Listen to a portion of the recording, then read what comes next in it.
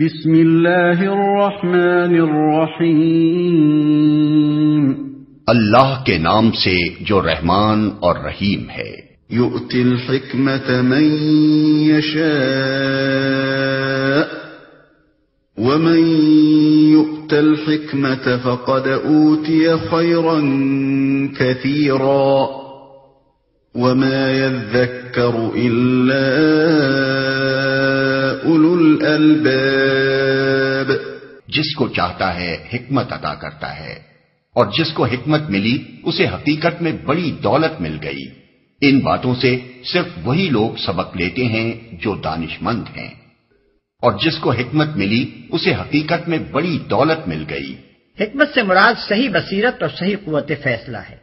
یہاں اس ارشاد سے مقصود یہ بتانا ہے کہ جس شخص کے پاس حکمت کی دولت ہوگی وہ ہرگز شیطان کی بتائی ہوئی راہ پر نہ جائے گا، بلکہ اس راہ کشادہ کو اختیار کرے گا جو اللہ نے دکھائی ہے۔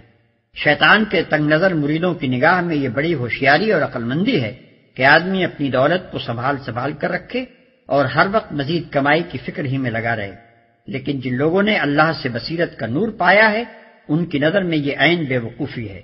حکمت و دانائی ان کے نزدیک یہ ہے کہ آدمی جو کچھ کمائے اسے اپنی متوسط ضروریات پوری کرنے کے بعد دل کھول کر بھلائی کے کاموں میں خرچ کرے۔ پہلا شخص ممکن ہے کہ دنیا کی اس چند روزہ زندگی میں دوسرے کی بنسبت بہت زیادہ خوشحال ہو، لیکن انسان کے لیے یہ دنیا کی زندگی پوری زندگی نہیں، بلکہ اصل زندگی کا ایک نہایت چھوٹا سا جز ہے۔ اس چھوٹے سے جز کی خوشحالی کے لیے جو شخص بڑی اور بے پایہ زندگی کی بدحالی مول لیتا ہے وہ حقیقت میں سخت بے وقوف ہے۔